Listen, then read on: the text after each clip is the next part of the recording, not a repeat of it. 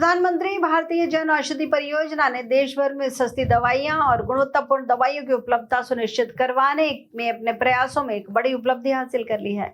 इस परियोजना ने पिछले 10 वर्षों में 30,000 करोड़ रुपए तक की बचत कर आमजन को महंगी दवाओं से राहत दी है। Pharmaceuticals and medical devices bureau of India के सीईओ रवि कुमार दाधीच ने बताया कि इस परियोजना ने 2024 में 1,000 करोड़ रुपए की बिक्री हासिल कर एक नया रिकॉर्ड बनाया है। जयपुर में पीएमबीआई के वेयरहाउस का अवलोकन करते हुए सीईओ रवि कुमार दाधीच ने जन औषधि केंद्रों की प्रगति पर संतोष व्यक्त किया। इस दौरान राजस्थान के नोडल अधिकारी दिव्यांशु शर्मा, एसएमओ शुभम भार्गव और केंद्र संचालक भी मौजूद रहे। बैठक में देश के सबसे बड़े जन औषधि केंद्र की ऑनर तनुषा शर्मा सहित जयपुर और सवाई माधोपुर के केंद्र संचालक मौजूद रहे। उन्होंने बताया कि जन औषधि के पिछले वर्ष की तुलना में अक्टूबर 2024 में 1,000 करोड़ रुपए का महत्वपूर्ण लक्ष्य पूरा किया गया। यह उपलब्धि सस्ती और गुणवत्ता वाली दवाओं पर लोगों के बढ़ते विश्वास और निर्भरता को उजागर करती है। उन्होंने बताया कि केवल नागरिकों की अटूट समर्थन से ही यह संभव हो पाया, जिन्होंने देश भर में 14,000 से अधिक जन औषधि केंद्रों से दवाएं खरीदकर इस पहल को अपनाया है। यह पर्याप्त वृद्धि जेब से होने वाले खर्च को कम करके सभी के लिए स्वास्थ्य सेवा को उपलब्ध, सुगम, सुलभ और किफायती बनाने की प्रतिबद्धता का प्रमाण है। इस पहल से आम जनता को बड़ी राहत मिली है और स्वास्थ्य सेवाएं अब सुलभ होती जा रही हैं। सतवीं में और हमारे साथ हैं फार्मास्यूटिकल एंड मेडिकल डिवाइसेस और ब्यूरो ऑफ इंडिया के सीईओ श्री रवि दाधीच। ये जयपुर बता रहे हैं और आज इस आयोजन और इस कार्यक्रम का परिप्रेक्ष्य इनसे पूछते हैं कि आज संदर्भ क्या रहा इस कार्यक्रम में। रवि जी, बहुत बहुत स्वागत है सतवीं न्यूज में। आज जयपुर आने का क्या प्रयोजन रहा आपका? देश में लगभग 14,000 जनऔषधि केंद्र हैं, तो हम चाहते हैं कि जो हमारी जनऔषधि केंद्र खुलने की जो श्रृंखला है उसमें राजस्थान भी एक अग्रणी राज्य के रूप में उभरे।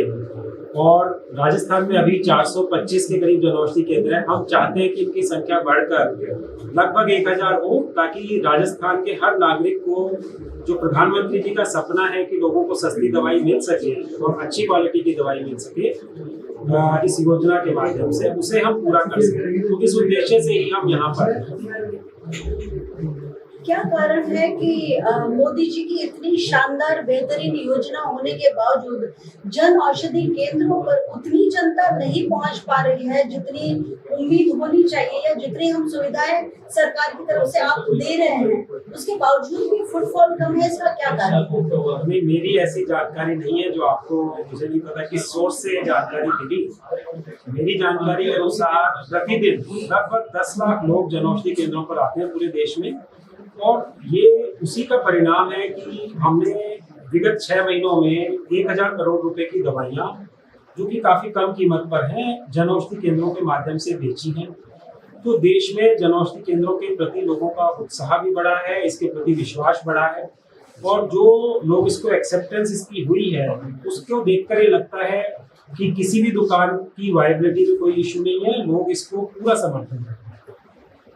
जहां आपने कहा कि 10 लाख लोग आ रहे हैं प्रतिदिन, 10 लाख को 50 लाख में बदलने के लिए क्या आपके पास कोई योजना है? तो सबसे पहले जैसा मैंने बताया कि अभी हमारे जनऔषधि केंद्रों की संख्या जो अभी 14,000 है, उसको लगभग दुगना करके 25,000 तक पहुंचने का लक्ष्य है, क्योंकि पहला स्टेप इस दिशा में है कि अधिक से अधिक दुकानें उपलब्ध हों, ताकि लोगों को अपने घर के 1 किलोमीटर की दूरी में कोई जनऔषधि केंद्र मिल जाए। जब ये केंद्र स्थापित हो जाएंगे पूरे देश के 785 जिलों में, ऑलरेडी है कवरेज, लेकिन उसकी डेंसिटी और बढ़ाने की आवश्यकता है। तो जब ये 25,000 केंद्र हो जाएंगे तो ये नंबर अपने आप 10 लाख से 20 लाख तक पहुंच जाएगा। इसके साथ ही पब्लिसिटी और जनऔषधि के फायदे जब लोगों को पता चलेंगे तो वो दिन दूर नहीं होगा कि प्रतिदिन 50 लाख लोग भी जनऔषधि की दुकानों से जी, बस मैं इसी मुद्दे पे आ रही थी कि अभी भी कहीं ना कहीं लोगों को ये अवेयरनेस नहीं है, जागरूकता लोगों में नहीं है कि जनऔषधि केंद्र में दूसरे मेडिकल स्टोर्स के मुकाबले बहुत सस्ती औषधियां मिलती हैं। तो इनकी प्रमोशनल एक्टिविटीज आप बढ़ाना चाह रहे हैं या लोगों में जागरूकता पैदा करने के लिए आपका योजना? तो हम सभी प्रकार का मीडिया यूज करते हैं, जिसमें सोशल मीडिया का बहुत उपयोग है। डेली हमारी जनऔषधि से संबंधित 1 या 2 पोस्ट सोशल मीडिया के माध्यम से हम लोग रिलीज करते हैं। इसके अलावा रेडियो बेस्ड और टीवी बेस्ड एडवर्टीजमेंट करते हैं। होर्डिंग्स, ऑटो, बस स्टैंड्स रेलवे स्टेशन के माध्यम से हम प्रचार करते हैं। तो मीडिया के जितने भी मोड्स हैं उन सबको हम यूज़ करके हम कोशिश करते हैं कि लोगों को जनऔषधि के बारे में ज़्यादा से ज़्यादा पता चले। और लोगों को इसके बारे में हमने पाया है कि पिछले 2, ढाई, 3 साल में इसके प्रति जो इसकी ग्रोथ हुई है 35 से 40% हर वर्ष ग्रोथ हुई है, जो कि एक रिमार्केबल नंबर है। पिछले वर्ष हमने लगभग 1400 करोड़ रुपए की दवाइयां बेची और इस बार हम लगभग 2000 करोड़ का टारगेट अचीव करने की कोशिश कर रहे हैं। तो ये सब चीजें बताती हैं कि लोगों को जनऔषधि के बारे में धीरे धीरे पता चल रहा है और जो व्यक्ति एक बार उसको उपयोग कर रहा है वो इसको बार बार उपयोग कर रहा है। मेडिकल इक्विपमेंट से रिलेटेड चीजें भी क्या जनऔषधि केंद्र से उपलब्ध करवाई जा सकती है? ऑलरेडी मेडिकल डिवाइसेस कैटेगरी में thermometer, BP monitor, oximeter, glucometer, steam vaporiser, इस प्रकार के प्रोडक्ट्स हैं। उसके अलावा ऑर्थो से रिलेटेड बहुत सारे सपोर्टिव डिवाइसेस भी इसमें उपलब्ध हैं।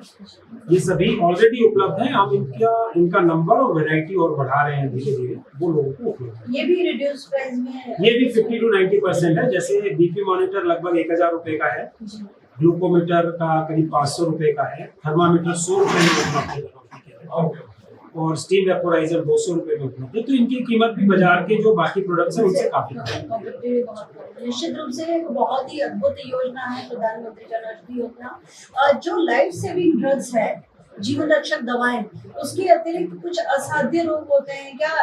यहाँ पे वो दवाइयाँ भी उपलब्ध होती है? असाध्य रोग जैसे कैंसर हो गया, एड्स हो गया, टाइफाइड या दूसरी बड़ी जो बीमारियां हैं। तो जनऔषधि में बहुत वाइड रेंज की दवाइयां हैं, 2000 से अधिक प्रकार की दवाइयां हैं जो सारे थेरेपेटिक ग्रुप्स को कवर करती हैं। इसमें कैंसर से रिलेटेड भी लगभग 60 प्रकार की दवाइयां हैं। तो वो लेकिन डिमांड बेस पर कुछ पर्टिकुलर स्टोर्स पर मिलेंगी, क्योंकि कैंसर के पेशेंट्स की जहाँ कहीं डिमांड होगी वो वहीं पर मिलेगी। बट इसके अलावा मोस्टली सभी थेरेपेटिक ग्रुप्स की लगभग 2000 प्रकार की दवाइयां जनऔषधि के द्वारा आराम से उपलब्ध हैं। तो निश्चित रूप से ये एक बहुत ही फायदे का सौदा हो सकता है मरीज और मरीज के परिजनों के लिए, जहां दवाइयां जिनकी कीमतें आसमान को छू रही होती हैं, या आमतौर पे ये शिकायत रहती है कि जो जेनरिक मेडिसिन होती हैं उनमें बड़ी समस्या होती है लोगों को। तो उन समस्याओं से निजात पाने के लिए आपकी ये योजना है। जी। भविष्य में इसको आगे और स्प्रेड करने के लिए आप क्या सोचते हैं? मैंने बताया दूर दराज के इलाकों में, क्योंकि शहर में तो 1-1.5 किलोमीटर के दायरे में या हद से हद 2-3 किलोमीटर के दायरे में जनऔषधि केंद्र हैं, मगर गांव में और दूर दराज के इलाके हैं जहाँ दवाइयाँ बेहद दुर्लभ है, वहाँ के लिए आपने क्या सोचा? तो हम आइडेंटिफाई करते हैं उन एरियाज को जहाँ पर जनऔषधि की संख्या कम है, उन ब्लॉक्स को आइडेंटिफाई करते हैं, वहाँ पर लोगों को इसके लिए प्रेरित करते हैं कि आप अपना जनऔषधि केंद्र खोलें। इसके अलावा कॉर्पोरेशन मिनिस्ट्री के माध्यम से प्राइमरी एग्रीकल्चर क्रेडिट सोसाइटीज के माध्यम से हमने पूरे देश में करीब 625 दुकानें रूरल एरिया में खोली हैं। उसका टारगेट लगभग 2000 का है। रेलवे स्टेशंस को हमने इसमें जोड़ा है। देश के 50 रेलवे स्टेशंस पे ऑलरेडी ये दुकानें हैं और 60 और रेलवे स्टेशंस पे जनऔषधि केंद्र खुलने वाले हैं। तो हम इस प्रकार से कोशिश करते हैं जिन एरियाज में इसकी कमी है या पॉपुलेशन के रेशो के हिसाब से कमी है, वहाँ इसका प्रचार प्रसार भी किया जाए और नई दुकानें भी खुलेंगी। 2025 तक का कोई लक्ष्य आपने ले रखा है जनऔषधि केंद्रों की स्थापना के लिए? 15,000 दुकानों का लक्ष्य था, बट हम उसको एक्सीड करेंगे। हम उसको ऑलरेडी, क्योंकि 14,000 हम अभी कर चुके हैं, तो जो 15,000 का लक्ष्य मार्च तक का था, हम उसको निश्चित तौर पर एक्सीड करेंगे। बहुत बहुत धन्यवाद सर, आपने हमें जानकारी दी और आम जनता की जागरूकता के लिए अब नए प्रयास भी किए जाएंगे और जनऔषधि केंद्रों की भी नई स्थापना की जाएगी। राजस्थान में ही नहीं, पूरे देश में ये प्रयास चल रहा है। हम बहुत बहुत आभार व्यक्त करते हैं रवि सर, आपने हमें इतनी जानकारी दी। बहुत बहुत धन्यवाद। Thank you all the best.